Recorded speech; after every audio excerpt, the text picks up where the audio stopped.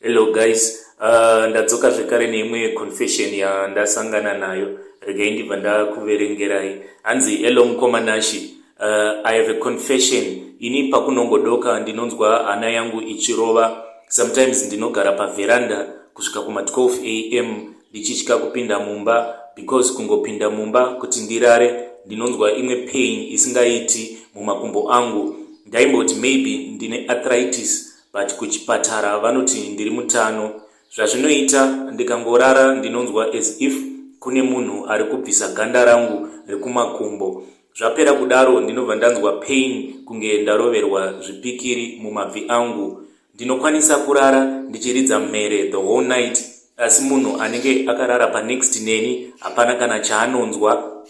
Ndakambonzi ndikushe salt mumba, but after some few days zvakabva zvatanga futi, but zvaiva more painful. Ndaiti ndichichekwa mumakumbo ndonzwa sekunge makumbo angu anyudzwa musaga resalt.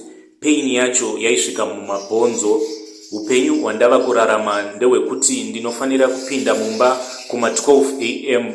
Doctor vakamboedza kunditreata for insomnia, but ndaiti kuma 6 kana ndanwa ma sleeping tablets dzichingoti 7 ndinenge ndatomuka. Maapetito ndakazama kumanwa, but hope dzaitopera. Please pray for me. Zviya zvekuti kana uri kudiaspora hakuna mweya unokuteverera, I think havishandi. My biggest problem ndeyekuti my mom vakafa vasina kundiudza. Baba vangu and my mom moved to the UK and at a young age, and we lost contact with most of our relatives. But I've been trying to retrace hama dzangu. Maybe I will get help. Ndiyo imwe confession yandandangoti ndikuverengerei. Regai nditsvake imwe. Another confession yakamira sekudai. Hanzi hello mukoma Nashey. My story ndeyekuti ndakambopiwa siki nemusikana wandaibisisa. Ndikanyara kumuudza kuti pose pandiri kuita weti yakasangana neropa. Ndakazonozvirapisa, but musikana uyu akazondiramba zvinorwadza. Ndakarwadziwa kuti ndakasacrifice health yangu, but munhu akabva andidhampa. Apo siki yacho yairwadza zvisingaiti. Ndaitobatsirikana nekuisa ma-ice block panhengo yangu. Regai ndimbo scrolla down tione kuti hatina here imwe secret. Alright. Last night there was a lady akandi approach kuinbox kwangu akati hello mukoma Nashey, please hide my ID. Ini ndiri musikana ane makore 28 years. Ndinogara muSouth Africa ku Western Cape. Ndiri kutsvakawo wekufambidzana naye ane same status. I am HIV positive. Ndiri kutsvakawo mukomana anoda zvekuroora, ari serious, manoda zvekutamba kwete. Ndinodawo munhu ane makore 30 to 35. Handina mwana zvangu, and I don't mind murume ane mwana wake 1 or 2. I just thought kuti if I write to you sahaidi zviri nyore than kuudza munhu zvinonetsa. Notify me when you have posted. Thank you so much nechirongwa chamuri kuita, tiri kudzidza zvakawanda.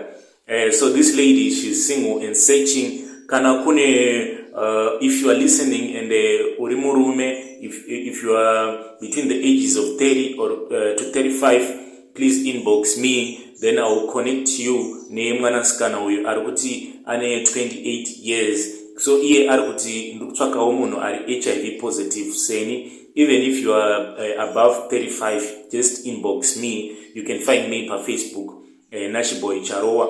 Then I will give you the details of this lady. Then motaurana mona kuti munokwanisa here kuzomisa musha.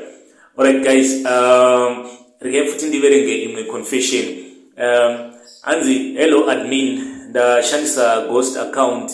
Ini ndiri murume anofarira zvekusimudza simbi or bodybuilding.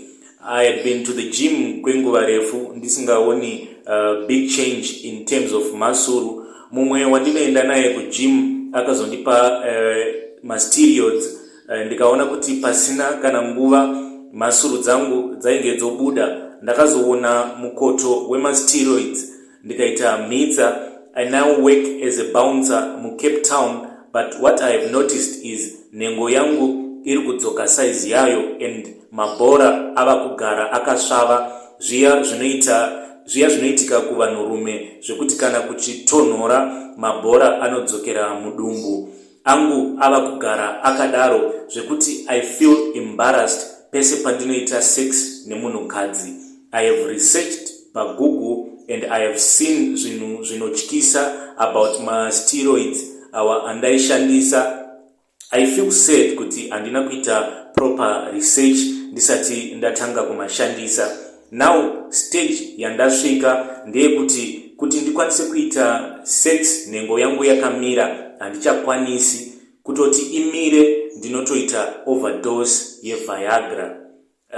Ndo imwe confession yatanga tinayo. Ndichazodzoka ne-longer version yemamwe ma-confessions.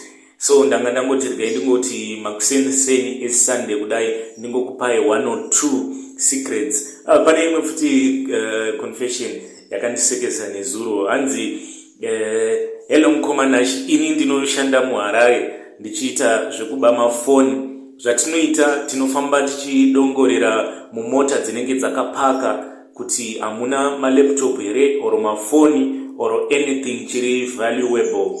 And tikawana kuti mune chinhu chatinokwanisa kuba tinobva tavhura, kana tadaro tobva tanotengesa paZimex. Sometimes tinorova chinonzi chadonha, kana ukakabira tinobva taenda newe mumukoto tobva takubata huro tokusecha. Kana une anything tinobva takutorera, kana usina chaunenge uinacho tinobva takupa mambama. Ndiyo yanga iri confession yedu yekupedzisira. Anyway guys, just keep on refreshing because later on ndicha upload a longer version. Until we meet again, happy secrets and confessions.